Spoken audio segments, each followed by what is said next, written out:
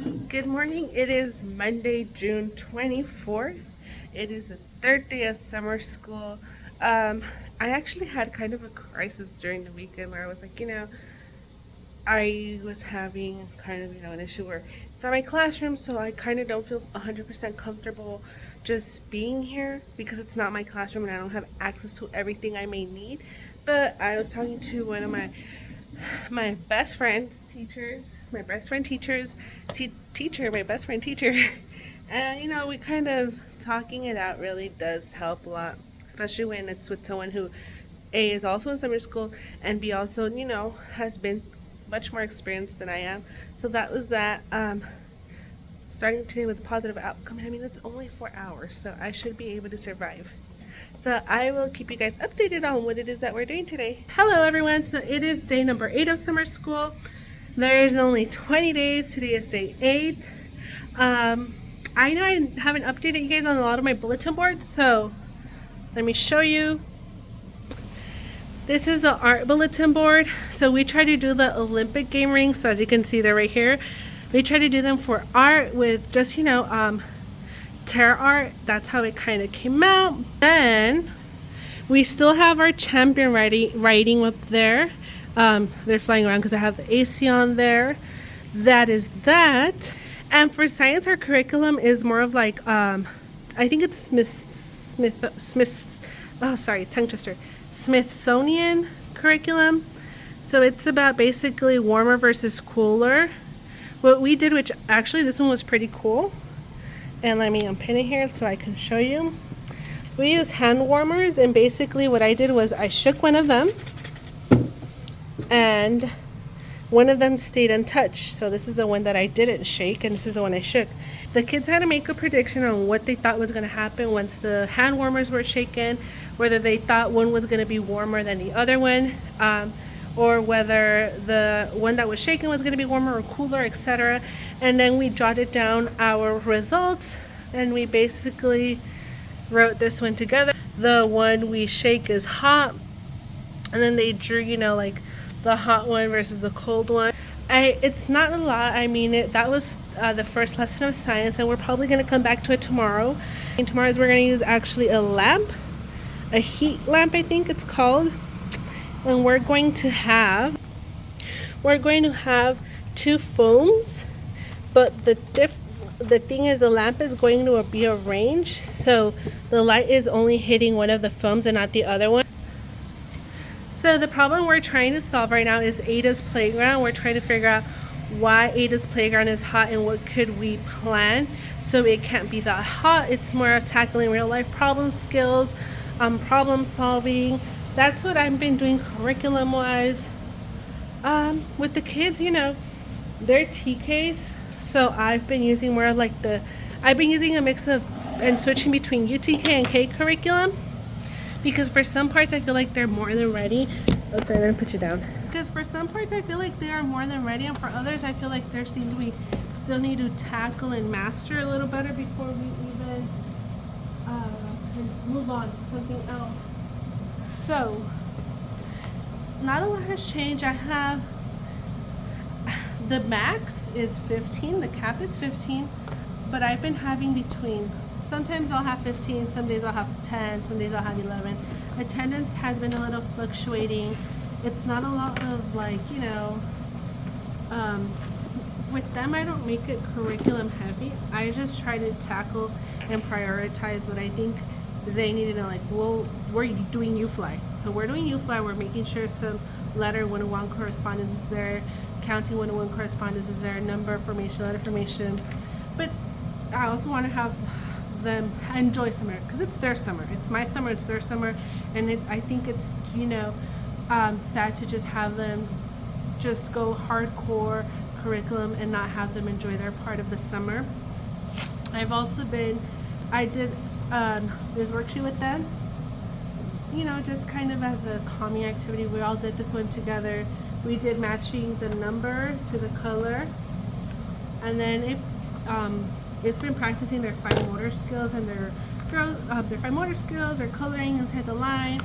I am so thankful. I haven't gotten any materials. I submitted a material request and I haven't gotten any. I'm so thankful I brought my own materials. Had I not brought any of my materials, I don't know what my kids would have used. Because all I got like from school for first day was pencils and oil pastels. But that's pretty much it. And like the science curriculum. But I brought like extra pencils, the pencil boxes, Play-Doh. I brought my crayons. These are so good for TK. They're the jumbo. So Crayola has a, like, you know, your normal 24 count. Then it has your 8 count, which are thinner. But these are the jumbo ones, and you can even see the comparison. I think these were a hit for this classroom just because their grip isn't there and it's more easier to maneuver. Whereas the normal 8 count or the 24 would have been much difficult. But I do feel like, you know, starting off with the jumbo, then slowly easing them to other sorts of, like, you know, less thick crayons, just so their hands are ready to handle the actual pencils is such a good thing, especially since they're TKers going to kinder. So I feel like, you know, this is still something like this transition. I'll start with this and then probably switch them out to the normal 8 count crayons later. But yeah, so these have lasted long. They haven't broken because we know little kids can have like a death grip and they'll snap their crayons. But no, not these. What else have I been doing? We've been doing U-Fly. U-Fly has gone pretty well. While most of these kids know their letters, names and letter sounds, not all of them do, so I really have to kind of, small groups is really like where we hit where, you know, we get the ball going, individualizing more of the curriculum for them. Then I have, for math, I'm following the curriculum they gave us. It's really one-on-one correspondence, counting, and they're going into adding, but we're just trying to ease into that. Then, let's see, what else have I been doing? Oh, I've been doing morning bins. These are TKers. Like I said, I hardcore believe that they should be able to, you know, smooth into their day.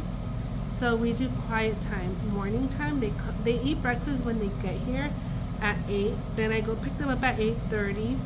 Then, so during that time gap, they are eating breakfast. I pick them up at 8:30. They come in.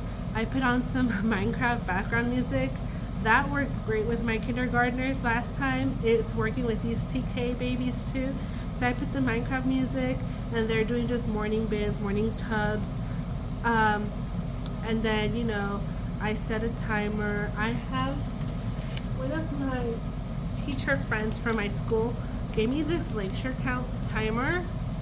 And I didn't know how to use it, but once I figured how to use it, I loved it because I have kids with IEPs here.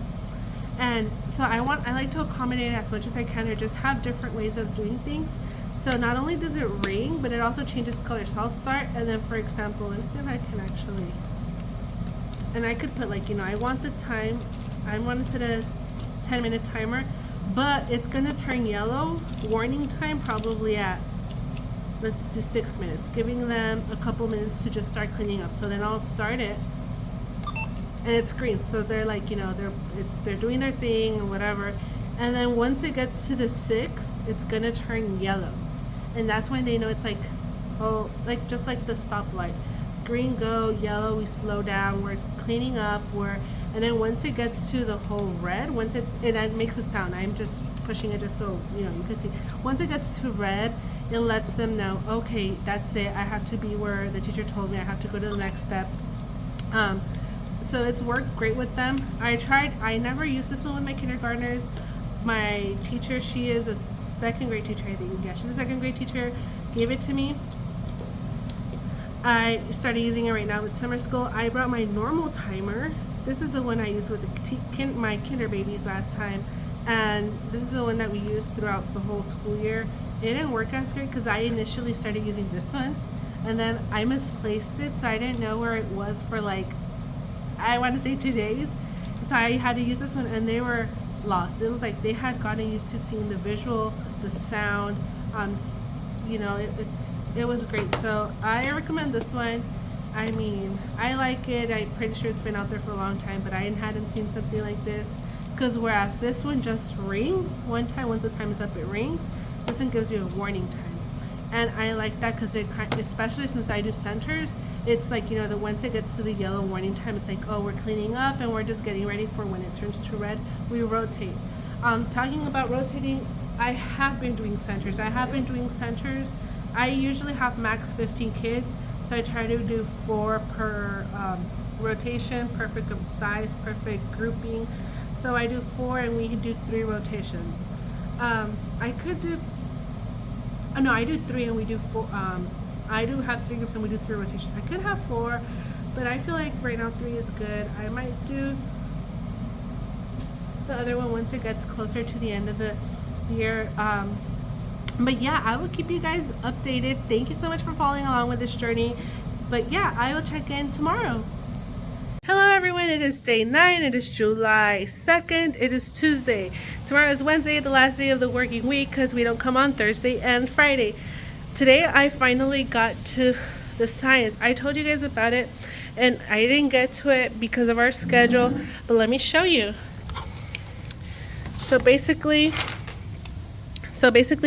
we were pretending this was the playground. So we talked about models and how models represent real life things. And since we've been learning about shadows and heat, warm versus cool, we were using this and I explained to the students that this was our thermometer. This, we said it was a heat lamp, but we're gonna use it as the sun. And as you can see, this side gets shade, this side gets the sun. And they had to pay attention to our little thermometer here, how this one stays at 70, 72. Well, this one's within a matter of time starts to increase. So we kind of made this to represent the real life scenario where, Ada's playground is extremely hot. Why do you think it's hot? Now we made a model saying this is the cardboard, it's blocking the light. What does that mean in real life? It means that in real life something is blocking or giving shade to the playground. And then we did this. You can see this is the part that got sun, and you can see it's all shaded in red. This is the part that got shade, no sun, that's why it's crossed out, and it's only shaded a little bit because it's not that hot. So as you can see, everyone recorded, and everyone did a great job. It was more of, this is just for them to have more a visual or of them going through the thought process. But everyone did a great job. Everyone was really into the whole lesson. And then, when they went out to recess, they started to notice how, the slides were hot because the sun, they were directly under the sun. Whereas other parts like the area under the tree wasn't, even like the floor wasn't that hot compared to where the sun was directly hitting it. So that was just more of what we did together today. We did that. We also did, we've been doing U-Fly. What else did we do? We didn't get to math today, but we did do number math. The same thing as yesterday, I want to say in a way. 1-to-1 correspondence, the 1s are blue, the 0s are yellow, 2s are green. So kind of just practicing that fine motor with also understanding numbers. So that was that. Right now I'm just getting ready to go, calling it a day. I will keep you guys updated for tomorrow, the very last day. I want to see, maybe, I don't know, we might do like a little 4th of July activity, firework situation, or we might not. It all depends on the time schedule. But yeah, after that tomorrow we will be halfway, 10 more days left until summer school is over. At the same time, I like it, but then it feels relieving to know you're gonna finish successfully, I want to say. I miss my class. This has been such a great experience where it lets me really also take to appreciation my own classroom and just how much I, may sometimes take for granted walking into my own classroom, because as a teacher throughout the year, of course, you get burnt out, especially last year, school year, which was my very first ever year teaching. At the end of the year, when I sat down in that complete empty classroom, because of course it was getting checked out, I felt like, a sensation of realization hit me where, like, I did it. I had absolutely no issues, like, no behavioral issues to begin with. Of course, you have the normal, oh, she doesn't want to play with me, or the, oh, she's touching my area, whatever. Those kind of like normal developmental child issues, because the kids are growing. But there wasn't any like extreme behavior issues in my classroom. There wasn't anyone like bullying or hitting or, just being disruptive in between classrooms. So seeing that, and that my kids were successfully able to end the school year being able to read, just really allowed me to appreciate where I was in like my classroom and myself and my job in general. And then it just kind of, because everything goes by quick, one thing after another, until the culmination. And then the day after culmination, I still had like 12 of my kids show up. So it hadn't hit until the very last day when I turned in my keys and I got my room checked off that, hey, I had done that. And so right now in summer school, it's just a reminder of, like, oh my gosh, if had I been in my classroom, I would have had access to this, or I would have had access to that. But then at the same time, I want to treat to the extent this classroom as my own classroom. Like, I know how I like my kids to be and get along. So that's kind of what I'm doing here with them. And you can tell, like, the kids are getting along. The kids are creating community. The kids are making friendships and all of this, where it's like, it makes behavior issues less. But then I don't want to say that there's no bumps in the road, because there are. But overall, I don't know, I just feel like it's been a great experience. But then also at the same time, it's been, really half. You kind of have to give up your summer for a little bit, but then, you got to go out there and see other campuses, other schools, other communities, because this is not, it's not that far from where I live in my community, with the school I work at normally, but it's a whole different demographic. So it lets me work with different demographics, ethnicities, different kinds of cultures, and I just love that, being able to see all of that. But yeah, overall it's been so great, and I will catch up with you guys tomorrow. Hello everyone. So we officially made it to the end of the week. It is July 3rd, a Wednesday.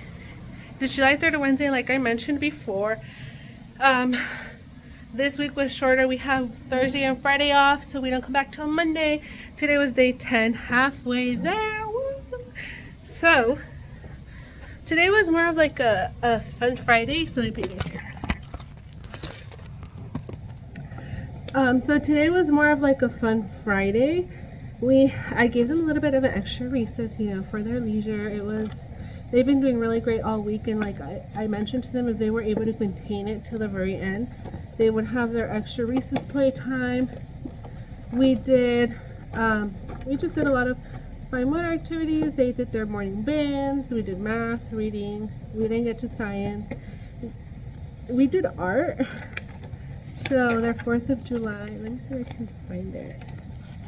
We do guided drawing. So we did this one, a guided drawing of like, a person with the 4th of July. And we did this one. I think guided drawings are just so, you have kids who can naturally draw, like they know, like they know their art style as of right now. And I don't know if that even makes sense, but like, they have kids like, let me see if I can show you. So you have kids like that can draw this, or that can draw like this, or that can draw like this. But then you also have kids that just struggle a little more, they kind of need more of like that inspiration to draw. What I think is like, the guided drawings we do most of the time, let me turn this off. So the guided drawings we do most of the time are just for them to feel more capable in what they do. It's for them to feel more, creative, nurturing that creativity, the guided, and it also allows them to just practice that step-by-step directionality. At the beginning we did have kids who just wanted to draw whatever, and then when they saw that someone else's drawing looked like the final product and theirs didn't, they kind of started to understand, like, oh, I actually need to be a little more patient and follow the steps. And some of them, it's like, I tell them, like, this is what I'm doing, the steps, but you don't have to, you can follow them, but but it's not like, it's not exactly supposed to look like mine. So we have kids who end up, they start off the same, and then, you know, they end up choosing like a different color, or they end up adding a background, or they end up, you know, just adding their own style to what they're doing. So that's what I think I've been liking about the guided drawings with them. And then you can tell that once they're, when we're not doing guided drawings and we're doing like just normal coloring or drawing, those kids are getting a little better with their drawing skills. I think that it's going pretty well. It's halfway there. I will continue to update you guys. I mean, I don't know if this is like even interesting or not. I don't like recording my kids as much, especially not here. Not like, you know, they're not really my kids. I'm not here at the school permanently. And then just in general, I don't like really showing them. So it's like, you know, I try to film as much as I can here and there with what I have. So it really just is, I try to do my most. But if there's any suggestions you guys would like me to do, like, you know, I've been thinking of doing like a plan with me, because as you guys know, I plan digitally. I've been thinking I'm definitely going to do the, once I get the green light to go back into my own classroom, set up my classroom with me. I didn't get to do it the first time around because once again it was just overwhelming, and although I did record some of it, I wish I could have recorded more. And last school year, this one that just ended, I did say a bunch of times, like, you know, I'm gonna start recording now, and I kind of kept on getting put in like the pause and thrown back a little bit, just because, you know, it was my first year and I was trying to juggle so much more. But yeah, definitely I'm trying to keep up the recording, trying to upload, but I don't also want to be repetitive and just get bland. I do thank you guys that you're bearing with me, just because I know this right now is more of like, you know, it's not my own classroom, it's not definitely like my campus or my actual kids or kids that I see in my own school. So I feel more like, you know, I want to be more cautious with what I'm recording and what I'm saying here in the classroom. Nonetheless, what I do say is what I believe honestly. What I mentioned about the curriculum is what I believe honestly. What I'm doing with my kids is what I would do with my other kids too. But yeah, but once I get back into my classroom next year, I will definitely be uploading more. But yeah, I'm gonna keep you guys updated. Thank you so much for watching. I'm gonna continue to bring you guys along with my journey during summer school, and definitely bring you guys to my second year of teaching once I get back into my classroom. I will see you guys later and keep you guys updated. Thank you. Bye.